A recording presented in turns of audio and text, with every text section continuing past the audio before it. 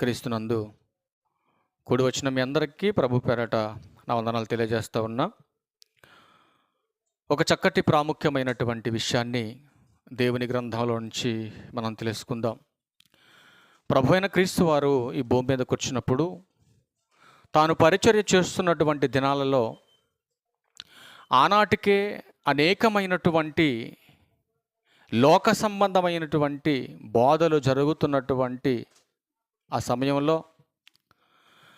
యేసుక్రీస్తు ప్రభువారు తన చుట్టూ ఉన్నటువంటి వారికి ఒక విషయాన్ని ప్రస్తావన చేసి తన బోధను ప్రారంభించినట్టుగా మనం చూస్తాం. మీరేమి వినుచున్నారో జాగ్రత్తగా చూసుకోండి. అంటే వినే విషయంలో జాగ్రత్త అవసరమా ఒక క్రైస్తవుడికి అనేది మనం ఆలోచించవలసినటువంటి అవసరత ఉంది. ప్రియమైన దేవుని వల్లరా, తినే విషయంలో అనేక జాగ్రత్తలు తీసుకునేటటువంటి మనిషి ఏది పడితే తినడు. పశువు తిన్న గడ్డి మనిషి తినడు. మనిషి తినేటటువంటి ఆహారాల విషయాలకు వచ్చేసరికి ఎన్నో పదార్థాలు మనిషి సృష్టించుకున్నాడు, దేవుడు సృష్టించినవి కాకుండానే. తినేటప్పుడు ప్రతిదీ కూడా 1-2 సార్లు చెక్ చేసుకొని తింటాడు. ఒకవేళ చెక్ చేసుకోకుండా తిన్నా మరుసటి దినాన అది ఏం చేయబడుతుందండి? కడుపులో నుంచి బాహిర్భంలోకి విడవబడుతుంది. అంటే భోజనం తినే విషయంలో కొంచెం అజాగ్రత్తగా ఉన్నా పర్లేదు, కానీ వాక్యాన్ని వినే విషయంలో మాత్రం అజాగ్రత్త అనేది క్రైస్తవుడు ఉండటానికి వీల్లేదు. ఎందుకంటే ప్రమాదం చాలా ఘోరమైనటువంటిది. నువ్వు తిన్న ఫుడ్ కల్తీ అయిపోతే నీకు వాంటింగ్స్ వస్తాయి, అరుగుదల లేకపోతుంది, దానికి ఏదో ఒక మెడిసిన్ వేస్తే పోతుంది. కానీ వినేటటువంటి విషయాలలో నీవుగా జాగ్రత్త పడకపోతే బోధ నిన్ను నాశనం చేస్తుంది. ఇది నువ్వు గమనించవలసినటువంటి అవసరం ఉంది. ఎందుకంటే నేడున్నటువంటి క్రైస్తవ్యం ఎలా మారిపోయిందంటే కేవలం వినటానికి మాత్రమే పరిమితమైపోయింది. ఈరోజు ఎవరు ఏం చెబుతున్నటువంటి బోధ వాక్యానుసారమా కాదా అన్న అవగాహన లేని, ఆలోచన లేనటువంటి క్రైస్తవ్యం ఈరోజు భూమి మీద విస్తరించిపోతుంది. ఎక్కడ చూసిన సంఘాలు, ఎక్కడ చూసిన సేవకులు. వద్దని నేను చెప్పట్లా, దేవుడు కోరుకునేది అదే. కానీ ఈరోజు జరుగుతున్నటువంటి నేటి సమాజంలో బోధలు 2 రకాలుగా మారిపోయాయి. 2 రకాలుగా బోధించబడుతుంది బోధ. ఏది సత్యమో ఏది అసత్యమో తెలుసుకోలేనటువంటి అజ్ఞానం అనే ఆత్మీయ గుడ్డితనములో అపవాది బంధించేశాడు ప్రతి ఒక్కడిని. ప్రతివారు క్రైస్తవులుగా చలామణవుతున్నారు ఈ సమాజంలో, ప్రతివారు సేవకులుగా చలామణవుతున్నారు ఈ సమాజంలో. కానీ ఎవరు నిజమైన విశ్వాసులో, ఎవరు నిజమైనటువంటి సువార్తను చెప్పే సేవకులో గమనించలేనటువంటి అజ్ఞానంలో ఈరోజు సంఘాలు ఈ సమాజంలో విస్తరించటం ఆశ్చర్యం అంటారా, ఆవేదన అంటారా? ఆలోచించండి ప్రియమైన దేవుని వారలారా. ఈ సమాజంలో 2 బోధలు జరుగుతున్నాయి. ఒకటి శరీరానికి, రెండవది ఆత్మకు. ఒకటి శరీరానికి జరుగుతుంది బోధ, రెండవది ఆత్మకు జరుగుతుంది బోధ. గడిచినటువంటి ప్రభు దినాన్ని ఒక మాట మనం ప్రారంభించుకున్నాం. ఏంటా మాట అంటే యోహాను సువార్త 6వ అధ్యాయం 63వ వచనం మీరు చదవగలిగితే ప్రియమైన దేవుని వారలారా, నువ్వు వింటున్నటువంటి బోధ శరీరానికైతే ఆ శరీరం నిష్ప్రయోజనం. నీవు వింటున్నటువంటి బోధ శరీరానికైతే ఆ శరీరం నిష్ప్రయోజనమైనదని ప్రభువారు మాట్లాడుతున్నాడు. అంటే శరీర సంబంధమైన బోధ కూడా ఉందనే బైబిల్ చెబుతుంది. ఈ శరీర సంబంధమైన బోధను అనుసరిస్తూ ఈ శరీర సంబంధమైన ఆలోచనతో కలిగిన వాడు దేవుణ్ణి ఎప్పటికీ సంతోషపరచలేడు. ఈ శరీర సంబంధమైనటువంటి ఆలోచనలతో విత్తినవాడు శరీరము నుండి ఏ పంటను కోస్తాడనండి? గలతీయులకు రాసిన పత్రిక 6వ అధ్యాయం 8వ వచనంలో అపోస్తలుడైన పౌలు గారు చూడండి. గలతీయులకు రాసిన పత్రిక 6వ అధ్యాయము వచనం 8. ఎలాగనగా తన శరీరేచ్ఛలను బట్టి విత్తువాడు, తన శరీరేచ్ఛలను బట్టి విత్తువాడు తన శరీరము నుండి క్షయమను పంటను కోయును. ఆత్మను బట్టి విత్తువాడు ఆత్మ నుండి నిత్య జీవమును పంట కోస్తాడు. అంటే నువ్వు వింటున్నటువంటి బోధ శరీర సంబంధమైనదైతే ఆ శరీర సంబంధమైనటువంటి బోధ వలన శరీరానికి ఎలాంటి ప్రయోజనము లేదు. ఆలోచించాలి. అందుకే దేవుడు అంటున్నాడు, ఈ జనులు కేవలము వినటానికి మాత్రమే పరిమితమైపోయారు. అసలు ఎందుకు వస్తున్నారా నా మందిరానికి? మీరు కనబడటానికి వస్తున్నారా? కనబడటానికి నా మందిరానికి వస్తే ఏంటి లాభం మీకు? ఆలోచించండి. దేవుడు అంటున్నాడు, అసలు ఎందుకు నా మందిరానికి వస్తున్నారో, వస్తున్నటువంటి వాళ్ళలో ఉన్నటువంటి ఆలోచన ఏంటో, ఆ మనుషుల యొక్క తీరు ఎలా ఉందో దేహ సంబంధంగా ఒక్క మాట చూడండి. బైబిల్ గ్రంథంలో యెషయా గ్రంథం 6వ అధ్యాయం. యెషయా గ్రంథం. ప్రతిరోజు మందిరానికి వస్తున్నటువంటి నీ యొక్క ఆలోచన ఎలా ఉందో దేవుడు చెబుతున్నాడు. 6వ అధ్యాయం 9వ వచనం. ఆయన నీవు పోయి ఈ జనులతో ఇట్లనము. ఎవరు చెబుతున్నాడు? దేవుడు యెషయా ప్రవక్తకు చెబుతున్నాడు, ఇశ్రాయేలీయుల దగ్గరికి వెళ్ళు. ప్రతి సంవత్సరం నా మందిరానికి ఎందుకు వస్తున్నారు? యెరూషలేముకి వెళ్ళు. ఈనాడు ప్రతి ఆదివారం మీరెందుకు వస్తున్నారు సంఘానికి? ఆనాడు ఇశ్రాయేలు సంఘాన్ని పోల్చి ఈనాడు ఉన్నటువంటి సంఘానికి చెబుతున్నటువంటి మాట జాగ్రత్తగా మనం చెవనబెట్టాలి. ఇది మీరు నిత్యము వినుచుందురు గాని గ్రహింపకుందురు, నిత్యము చూచుచుందురు గాని తెలుసుకొనకుందురు. ఏమండి, నిత్యము వింటారా? నిత్యం వింటారు. ఎలా వింటారు? కుటుంబ కూడికలు పెడితే వింటారు, సభలు పెడితే వింటారు, బైబిల్ క్లాసులు పెడితే వింటారు, ఆదివారం ఆరాధనకు వస్తే వింటారు, ప్రతిరోజు సెల్ ఫోన్ల ద్వారా వింటున్నారు, టీవీల ద్వారా వింటున్నారు. ఇలా నిత్యము వినేటటువంటి మనుషులు ఎందుకయ్యా గ్రహించట్లేదు? నిత్యము దేవుని వాక్యాలు వింటున్నటువంటి ఈ క్రైస్తవ విశ్వాసులు ఎందుకు వాక్యంలో ఉన్నటువంటి ఆ పరమార్థాన్ని గ్రహించలేకపోతున్నారు? ఏంటి వాళ్ళలో ఉన్నటువంటి గ్రహింపు లేనటువంటి తత్వం, గ్రహించలేకుండా చేస్తున్నటువంటి తత్వం ఏంటి? మత్తయి సువార్త 13వ అధ్యాయం. దీన్ని ప్రభువారు క్లారిటీ ఇస్తున్నాడు అక్కడ ఎందుకు వినలేదో. మత్తయి సువార్త 13వ అధ్యాయం 15వ వచనం. 13, 15 కలిసి ఉంటాయండి. ఈ ప్రజలు కన్నులారా చూచి, జాగ్రత్తగా యెషయా గ్రంథంలో చదువుకున్నటువంటి 6వ అధ్యాయం 9వ వచనం మైండ్లో పెట్టుకొని మాట చదవాలి మనం. వాళ్ళు ఎందుకు వినలేదో, ఎందుకు గ్రహించట్లేదో, వాళ్ళలో ఉన్నటువంటి లోపం ఒకవేళ మనలో ఉందేమో ఆలోచనతో మనం ఈ మాట చదవాలి. పైనే చదువుకుంటా మీరు వెళ్ళిపోతే బైబుల్లో ఉన్నటువంటి సత్యం మీకు ఎప్పటికీ అర్థం కాదు. ప్రియమైన దేవుని వారలారా, ఇది గమనించాలి మీరు. అందుకే మాట్లాడుతున్నాడు యేసుక్రీస్తు ప్రభువారు, ఈ ప్రజలు కన్నులారా చూచి, చెవులారా విని, హృదయముతో గ్రహించి, మనసు త్రిప్పుకొని. ఏం తిప్పుకున్నారు? మనసు త్రిప్పుకొని నా వలన స్వస్థత పొందకుండునట్లు వారి హృదయము మొద్దుబారిపోయింది. బైబిల్ పరిభాషలోకి వెళ్తే మన భాషలోకి వస్తే కొవ్వు అంటాం. కొవ్వు లేనివాడు భూమి మీద ఎవడు లేడు. కొవ్వు అందరికీ ఉంది. కొంచెం అధికంగా ఉంటేనే ప్రమాదం. కొవ్వు. అందుకే బైబిల్ ఏమంటుందంటే, వాళ్ళు హృదయం కొవ్వింది, వారి చెవులు వినుటకు మందమారిపోయినాయి. వాళ్ళ చెవులు వినుట మట్టుకు విందురు కానీ గ్రహింపరు, చూచుట మట్టుకు చూతురు కానీ ఎంత మాత్రమును తెలుసుకుండ్రు. ఎన్ని ఆశ్చర్యమైన కార్యాలు చూపించాడండి వాళ్ళకి, ఇశ్రాయేలుకి. ఎన్ని అద్భుతమైనటువంటి కార్యాలు చేసి చూపించాడండి. అన్ని చూసినటువంటి ఇశ్రాయేలీలు నిజమైనటువంటి దేవుణ్ణి గ్రహించలేనటువంటి, ఆలోచించినటువంటి తత్వం వాళ్ళలోకి ఎలా వచ్చింది? శరీర సంబంధమైనటువంటి ఆలోచనలు, లోకపరమైనటువంటి ఎన్నో కల్పితమైనటువంటి కట్టుకథల్లోకి వెళ్ళిపోయారు వాళ్ళు. అలా వెళ్ళిపోయినటువంటి ఆనాటి ఇశ్రాయేలీయులను పోల్చి మాట్లాడుతున్నాడు యేసుక్రీస్తు వారు ఇక్కడ. ఆనాడు వాళ్ళలో ఉన్నటువంటి లక్షణాలు ఈనాడు సంఘములో చేర్చబడినటువంటి మీలో ఉండటానికి వీల్లేదు. మరి కొంతమంది ఎందుకు తొలగిపోతున్నారు చూడండి. గలతీయులకు రాసిన పత్రిక 1వ అధ్యాయం. మరి కొంతమంది ఎందుకు తొలగిపోతున్నారు చూద్దాం. గలతీయులకు రాసిన పత్రిక 1వ అధ్యాయం 6వ వచనం. క్రీస్తు కృపను బట్టి మిమ్మును పిలిచిన వానిని విడిచి, అండర్లైన్ చేసుకునే మాట, భిన్నమైన సువార్త తట్టుకు మీరింత త్వరగా తిరిగిపోవుట చూడగా నాకు ఆశ్చర్యమగుచున్నది.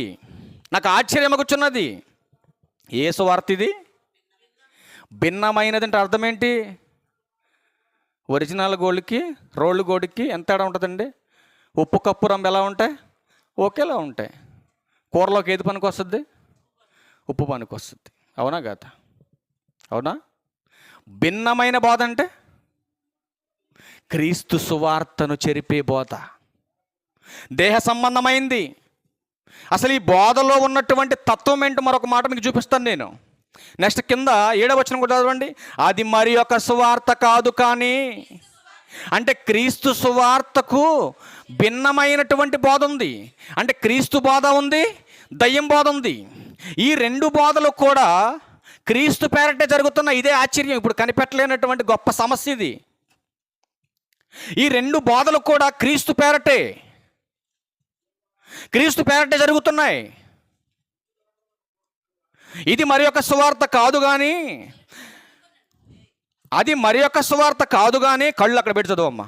అది మరి ఒక సువార్త కాదు కానీ, క్రీస్తు సువార్తను చెరపగోరి మిమ్మును కలవరపరుచువారు అందరు కాదు, కొందరు ఉన్నారు. కనిపెట్టాలి నువ్వు. ఒక బట్టల షాప్కి వెళ్తే ఏ చీర కొనాలో, ఏది మంచిదో, ఏది చెడ్డదో, ఎంత బాగుందో, ఎంత రంగు ఉందో, ఎంత కనిపెడతావండి? ఎంత పరిశోధనతో తీసుకుంటావు బట్టలు కొనేటప్పుడు? పండగ వస్తుంది ఇప్పుడు, అబ్బా ఎన్ని చీరలు తిరగేస్తారు, బట్టలు కొట్టుడు మైండ్ పోద్ది. ఇప్పుడు ఒక కూరగాయలు కొనే విషయంలో జాగ్రత్త ఉంటుంది నీకు. ఈరోజు తిని రేపు బాహిర్భూమిలో విడిచిపెట్టే విషయాలలో, ఈ పూట కట్టుకొని సాయంత్రానికి విడిచిపెట్టే వస్త్రాల విషయంలో, ప్రతిరోజు మట్టిలో వేసుకొని తిరిగే చెప్పులు కొనే విషయంలో కూడా ఎంతో పరిశోధన చేస్తాం. చెప్పుల విషయంలో కూడా ఇవన్నీ దేహానికి కావలసినవి. కానీ ఆత్మకు కావలసినటువంటి వాక్య విషయంలో పరిశోధన లేకుండా పోతుంది క్రైస్తవుడికి. అపోస్తుల కార్యం, ఒక సంఘాన్ని చూద్దామండి, ఎంత అద్భుతమైన సంఘము. అపోస్తుల కార్యములు 17వ అధ్యాయం 11వ వచనం. వీరు తెస్సలోనికలో ఉన్నవారి కంటే గనులయ్యుండిరి. ఎందుకు గొప్పోళ్ళు వీళ్ళు? చుట్టుపక్కల అన్ని సంఘాలు ఉండగా ఈ సంఘం కూర్చే ఎందుకంత గొప్ప సర్టిఫికేట్ ఇస్తున్నాడు పౌలు గారు? అంటే ఈ సంఘంలో దేవునికి ఇష్టమైన లక్షణం మీద ఉంది. దేవునికి ఇష్టమైనటువంటి లక్షణం మీద ఉంది వాళ్ళలో. చదువు నెక్స్ట్ మాట. గనుక చూడండి ఏం చేశారు వీళ్ళు? ఆసక్తితో వాక్యం అంగీకరించి మర్చిపోయిన టీంగ్ అది ఇది. ఆసక్తితో వాక్యం విని అక్కడెక్కడో అద్భుతాలు స్వస్థతలు జరుగుతున్నాయని ఈ ఆసక్తితో విన్న వాక్యాన్ని ఇక్కడ వదిలేసి అటు ఇటు గాలికి ఎగిరే పొట్టు వలె తిరిగిన వాళ్ళు కాదు వీళ్ళు. మొదటి కీర్తన మనం చదువుకున్నాం, అక్కడ 2 గ్రూపులు మనకు కనపడుతున్నాయి. ఒకటి దయ్యపు గ్రూపు, రెండవది దేవుని గ్రూపు. ఆ మొదటి కీర్తన మీరు ఎన్నిసార్లు చదువుకున్నా దాని పరమార్థం మీకు అర్థం కాకపోతే నువ్వు చదివినా వేస్టే. అక్కడ 2 వర్గాలు మనకు కనపడుతున్నాయి. ఒకటి దయ్యపు వర్గం, రెండవది దేవుని వర్గం. ముగింపులు అదే చెప్పాడు కదండి. దుష్టుల మార్గం నాశనమునకు నడుపు. వాళ్ళు ఏం చేస్తారంటే గాలికి చెదరగొట్టు పొట్టు వలె ఉంటారు. పొట్టు ఎక్కడ స్థిరంగా ఉంటుందా? ఉండదు. ఇక్కడికి వస్తారు, ఒకటి అనుకుంటారు, ఇక్కడ జరగలేదు అనుకో టప్ అని వదిలేసేసి ఆ పక్క పోతారు. అక్కడ అనుకొని జరగలేదు అనుకో అక్కడి నుంచి అక్కడ పోతారు. ఇక పొట్టు పని అంతే. గింజ అయితే ఏం చేస్తుందంటే తూర్పార పట్టినప్పుడు, మనకి ఇప్పుడు వరి పొలాలు వచ్చాయి కదా, తూర్పార పట్టినప్పుడు ఏం జరిగితే గింజల క్వాలిటీ కాబట్టి అవి అక్కడ ఆగి పడిపోతాయి కింద. పొట్టుకేముంటుందండి క్వాలిటీ?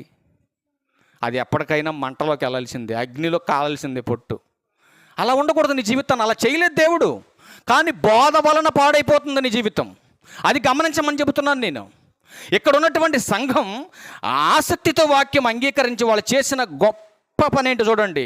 పౌలును శీలను చెప్పిన సంగతులు అలాగున్నవో లేవో అని, అలా ఉన్నవో లేవో అని అంటే చెప్తున్నటువంటి మాట, నోటి నుంచి వస్తున్న మాట, ఒక సేవకుని నోట నుంచి వస్తున్న మాట అది వాక్యానుసారమా కాదా? ఆ చెబుతున్నటువంటి మాట ఏ కాలానికి సంబంధించింది, ఎవరికి సంబంధించింది, ఎవరు మాట్లాడుతున్నారు, ఎవరి గురించి మాట్లాడుతున్నారు, అసలు ఈ బేసిక్స్ తెలియకుండానే కలిపి చెరిపేస్తున్నారండి బోధనంతా. అది తప్పురా బాబు అంటే వాడికి అర్థం కావట్లేదు. అది క్రీస్తు పేరట జరుగుతుంది, ఇది క్రీస్తు పేరట జరుగుతుంది. అసలు ఇప్పుడు ఏది అవసరం నీకు? మా ముత్తాతల కాలంలో నాటు మందు పసరవాడులండి, ఎన్నో మూలికలు తెచ్చుకొని వాడోళ్ళు. ఇప్పుడు వాడతావు ఇప్పుడు? మా ముత్తాతలు చిన్నప్పుడు గోస పెట్టుకొని తిరిగోళ్ళు, ఇప్పుడు తిరిగి పెట్టుకొని చేస్తావు ఇప్పుడు? ఆ అజ్ఞాన కాలమున దేవుడు చూసి చూడనట్టుగా వదిలేశాడండి మనుషులను ఆ రోజుల్లో. పితరుల యుగంలో చేసినటువంటి క్రియలు ఈరోజు తీసుకొచ్చేసి సంఘానికి ఆపాదిస్తున్నావు నువ్వు. షడ్రకు మెషకు అబేద్నెగోలు దేంట్లో దిగారు? అగ్నిలో దిగారు. ఇప్పుడు నువ్వు దిగుతావా? ఆనాడు దేవుడు వాళ్ళకిచ్చినటువంటి పరీక్షను వాళ్ళు పాస్ అయ్యారు. ఈరోజు వాళ్ళు చేసిన పని నేను కూడా చేస్తానంటే మరి చెయ్యి. ఒక ఆయన వర్షం పడకుండా అయిపోయాడు. ఎవరండి వర్షం పడకుండా అయిపోయింది? మరి ఇప్పుడు తుఫాన్ వస్తుందా, మోళ్ళని పంట పొలాలు పాడైపోతాను. ఇప్పుడు ఆపు మరి, క్రైస్తవుడుగా మరి నువ్వు ఇప్పుడు ఆపు మరి, వెళ్ళి ఆపుతావు తుఫానా? నీకున్న మట్టి మెదడులో పుట్టినటువంటి అజ్ఞానాన్ని తీసుకొచ్చి ఇక్కడ ఆపాదించకూడదు. ఇప్పుడు వాళ్ళు చేశారు, ఆ కాలం అయిపోయింది. ఇప్పుడు నువ్వేం చేయాలి అది చెయ్యి. అలాగున్నావో లేవు అని ఏం చేశారు వీళ్ళు? వారానికి ఒకసారి కాదు, గుర్తొచ్చినప్పుడు ఒకసారి కాదు, ఆడిని నెత్తిపొడుద్దాం అన్నప్పుడు ఒకసారి కాదు. వాళ్ళు ఏం చేశారు చూడండి అక్కడ. ప్రతి దినము లేఖనము అలాగుందో లేదో ఏం చేసుకుంటూ వచ్చారు వీళ్ళు? పరిశోధన ఉందా నేటి సంఘానికి? పరిశోధన కనబడుతున్నారు సమాజాల్లో ఇలాంటి వాళ్ళు లేరండి. ఏది చెబితే అది వినేయటం, ఏది చెబితే అది నమ్మేయటం. కొంతమంది అబద్ధ బోధలు. మొన్న ఈ మధ్య కూడా ఒక ఆయన అన్నాడు, నాకు మారేమండ చూపించిండని. మరి నాకు ఇప్పటి వరకు నేను 13 ఏళ్ళు అయింది బైబిల్ పట్టుకొని, మరి నాకు ఎప్పుడు దేవుడు కనపడాలి? మరి నేనేం పాపం చేశాను నాకు అర్థం కావట్లా. మరి దేవుడు నాకు ఏది చూపిట్లా. మరి వాళ్ళు చెప్పుకుంటూ తిరుగుతున్నారు, నాకు దేవుడు చూపించిండు, నాకు అది చూపించిండు, నాకు మారమండ చూపించిండు, నాకు తాతకొండలు చూపించిండు, ఇసనబేడ చూపించిండు. ఎక్కడ పెట్టమని? పలానా వాళ్ళ ఇంటికాడ ప్రార్థన పెట్టమని. దేవుడు చూపించిండా? భక్తుల జీవితంతో నువ్వు కంపేర్ చేసుకోకూడదు అయ్యా, గుర్తుపెట్టుకో ఇది. ఒకసారి ఆ మాట చూద్దాం మనం. అబద్ధాలు చెప్పాడు గురించి ఇర్మియా గ్రంథం. ఆ అబద్ధాలు చెప్పాడు బోధన దేంతో పోల్చాడు దేవుడు చూడండి. ఇర్మియా గ్రంథం 23వ అధ్యాయం. ఇర్మియా గ్రంథం ఒక్క మాట చూసుకుంటూ వచ్చేద్దాం. 23వ అధ్యాయం 28వ వచనం. ప్రియమైన దేవుని వర్లారా, కలకనిన ప్రవక్త ఆ కలను చెప్పవలెను, నా వాక్కు ఎవనికుండునో. దేన్ని బట్టి చెప్పాలి? నోటుకొచ్చింది కలిపి చెప్పకూడదు. నీకు కల వచ్చింది, కల నీకు మాత్రమే తెలుసు, అవునా కాదా? నీకు తెలిసినప్పుడు నువ్వు చెప్పేటటువంటిది కథ అనుకోండి, దేవుని తెలుసది. కానీ ఏం చెప్పమంటున్నాడు దేవుడు? సత్యమును బట్టి నా మాట చెప్పవలెను, ధాన్యముతో చెత్తకు ఏమి సంబంధం? ఆలోచించండి. సత్యానికి అసత్యానికి సంబంధం లేదండి. సత్యానికి అసత్యానికి సంబంధం లేదు. కానీ దేవుడు ఏం పోల్చాడంటే, అసత్యంతో కూడినటువంటి బోధను, శరీర సంబంధమైనటువంటి బోధను చెత్తతో పోల్చాడు దేవుడు. అంటే నువ్వు ఎంతకాలం దేహం కోసం, ఈ శరీరం కోసం, ఆ స్వస్థతల కోసమే తిరుగుతున్నావు అనుకోండి భూమి మీద. ఏమంటే సర్వలోకానికి వెళ్ళి సర్వ సృష్టికి ఏం చెప్పమని చెప్పాడు పౌలు అపోస్తులకు యేసుక్రీస్తు ప్రభువాడు? ఈ చిన్న లాజిక్ అర్థమైతే చాలండి. బైబుల్ బేసిక్స్లో మొట్టమొదటి పాయింట్ ఏంటంటే, ఒక సేవకుడుగా ఈ సమాజానికి వెళ్ళి నువ్వు చేయవలసింది సువార్త. అది సేవకుడి యొక్క లక్షణం, స్వస్థతలు కాదండి. ఒకవేళ దేవుడు నన్ను స్వస్థతలే చేయమన్నాడు అని నువ్వు చెబుతున్నటువంటి బోధ తప్పని బైబిల్ చెప్తుంది. మరి దానికి ఏం చేద్దాం మనం? నేను చేస్తున్న స్వస్థతల సత్యమని నువ్వు నిలబడితే రామని మాట్లాడదాం. అది నీ వల్ల కాదు, నీ చేత కాదు. ఎందుకంటే స్వస్థతలు జరిగేటటువంటి చేసేటటువంటి సేవకుల కాలం వెళ్ళిపోయింది. యేసుక్రీస్తు ప్రభువు అన్నాడు, నీ విశ్వాసమే ఇక నిన్ను స్వస్థపరచాలి. ఇక ఎవరి మీద నువ్వు ఆధారపడటానికి వీల్లేదు, ప్రాంతాలు మార్చడానికి వీల్లేదు, సేవకులు మార్చడానికి, సంఘాలు మార్చడానికి వీల్లేదు. ఇక ఇప్పుడు నీ స్వస్థత కలగాలంటే నువ్వే స్టాండర్డ్గా నిలబడాలి. ఇక నువ్వేమో తాగి అట్టడి తిరుగుతుంటే నేను ప్రార్థన చేస్తే నీ స్వస్థత వస్తుందా? బుర్ర ఉంది అసలు నీకు ఆ మాట చెప్పడానికి మందిరానికి వచ్చి? తప్పది. అందుకే ఇలాంటి అబద్ధాలు చెబుతున్నటువంటి వారి గురించి బైబుల్ ఏమంటుందంటే 28 వచనం దగ్గరికి వెళ్ళండి, డైరెక్ట్గా ఇర్మీయా గ్రంథం 23:28 దగ్గరికి వెళ్ళండి. అమ్మా 23:28 ఒక్కటే మాట చూద్దాం. ఇక 28 లేదా? 23 చదివారు అనుకున్నాను నేను. 28 చదివారా? వెరీ గుడ్, మంచోళ్ళు మీరు. ఒకసారి మళ్ళా చదువు ఆ మాట, ఇంకొక మాట చెప్పేసి నేను క్లోజ్ చేస్తా. కలగనిన ప్రవక్త ఆ కళను చెప్పవలెను, నా వాక్కు ఎవనికుండునో వాడు సత్యమును బట్టి నా మాట చెప్పాలి. ధాన్యముతో చెత్తకు ఏంటి సంబంధం? మీరు ఒకసారి ఆలోచించండి. ఇదే యెహోవా వాక్కు. ఒకవేళ మనం సత్యం చెప్పామనుకోండి, జనానికి ఎలా ఉంటుందో తెలుసండి? ఇట్లాంటి కఠినమైన మాటలు మాకొద్దండి, ఇట్లాంటి కఠినమైన మాటలు మాకొద్దు. మాకు ఎలాంటివి కావాలి తెలుసండి? తేనె పూడ్చినటువంటి మాటలు కావాలి. మమ్మల్ని సంతోషపరిచి ఎంటర్టైన్మెంట్ చేసేటటువంటి మాటలు మాకు కావాలి. ఇప్పుడు ఈ డిసెంబర్ 1 నుంచి డిసెంబర్ 31 వరకు ఎంటర్టైన్మెంట్ కాలం ఇది. తెలుసా మీకు? ఇది ఒక కాలం వచ్చేసింది ఇప్పుడు వాళ్ళ క్రైస్తవులకి. వాళ్ళ క్రైస్తవులు కూడా అనకూడదు, వాళ్ళు భక్తి వేషము ధరించుకున్నటువంటి వేషధారుల కాలం ఇది. ఒరిజినల్ భక్తి ఏదో బయటపడుద్ది ఇప్పుడు. అసలు బైబుల్ చెప్పనవి చేస్తున్నటువంటి వీళ్ళందరూ చస్తే పరలోకానికి పోరిద్ది. నువ్వు బతుకున్నప్పుడే గుర్తుపెట్టుకోవాలి ఈ మాటను. చూడండి అసలు ఏమంటున్నారు యెషయా గ్రంథంలో. చూడండి యెషయా గ్రంథం 30వ అధ్యాయం. యెషయా గ్రంథం 30వ అధ్యాయం. జనులు ఏమన్నారు చూడండి. జనులకు నచ్చవండి ఇవన్నీ చెప్తే. మొన్న ఈ మధ్య ఒకడు అన్నాడు, నీ బోధ ఏదో నువ్వు చేసుకొని పోరాదు, మా గురించి ఎందుకు అన్నాడు. నువ్వు చేస్తుంటే నాకు బాధ వేస్తుంది. మరి ఏ మనిషి నశించకూడదనేది దేవుని సంకల్పం. అది ఇకనైనా నా మాట వలన, నా బోధ వలన నువ్వు మారుతావని మాట్లాడుతున్నాను. నేను ప్రేమిస్తున్నాను కాబట్టి. యెషయా గ్రంథం 30వ అధ్యాయం 9-11 వచనాలు చూడండి. చూడండి ఏమంటున్నాడు. వారు తిరుగుబడు జనులు, అబద్ధమాడు పిల్లలు, యెహోవా ధర్మశాస్త్రము విననొల్లని పిల్లలు. చూడండి, దర్శనము చూడవద్దని దర్శనము చూచి వారితో చెప్పువారును, యుక్త వాక్యములను మాతో ప్రవచింపకుడి, మృదువైన మాటలనే మాతో పలుకుడి, మాయా దర్శనములనే కనుడు కానీ దేవుడు చెప్పమన్నవే మాకు చెప్పకండి. దేవుడు చెప్పమన్నవి మాకు చెప్పకండి. మాకు వద్దవి. మాకేం కావాలంటే అంత మోసపూరితమైన బోధ కావాలి మాకు. మృదువైన మాట అంటే మమ్మల్ని రెచ్చగొట్టేది, మా కోపం తెప్పించే మాటలు చెప్పొద్దు. వినకపోతే నాశనం వస్తుంది, వినకపోతే సస్తారు, వినకపోతే కీడు వస్తుంది, ఇవి చెప్పొద్దు మాకు. ఎట్లాంటి మాటలు మాకు వద్దండి, మాకు చెప్పొద్దండి. అల్లేరు అలాంటి వాళ్ళు. అందుకని ఫైనల్ ఒక మాట చెబుతున్నా, గుర్తుపెట్టుకుని. నీకు చాలా ఈజీగా అర్థమవుద్ది ఈ మాట. అందుకే ఈ మాట చెప్పి క్లోజ్ చేస్తున్నా. వైద్యం తెలియనటువంటి డాక్టరు, వాక్యం తెలియనటువంటి సేవకుడు, వీళ్ళిద్దరు ఒకటేనండి. గుర్తుపెట్టుకోవాలి నీకు. ఎందుకంటే నీ చదువు లేకపోయినా ఇది అర్థమవుద్ది నీకు. వైద్యం తెలియని డాక్టరు, వాక్యం తెలియని సేవకుడు ఇద్దరు ఒకటే. వైద్యం తెలియనోడేమో పేషెంట్ని చంపుతాడు, వాక్యం తెలియనోడేమో నీలో ఉన్న ఆత్మను నరకానికి పంపిస్తాడు. ఆలోచించండి ఎంత తేడా ఉందో. అందుకే ప్రియమైన దేవుని వరలరా, వైద్యం చేయించుకునేటప్పుడు ఎంత జాగ్రత్త పడతావో, వాక్యం వినేటప్పుడు కూడా అంతకంటే ఎక్కువ జాగ్రత్త పడాలని ప్రభు పేరట మిమ్మల్ని హెచ్చరిస్తూ, నన్ను నేను హెచ్చరించుకుంటూ ప్రభు పేరట నా వందనాలు తెలియజేస్తాను. అందరికీ వందనాలు. Thank you.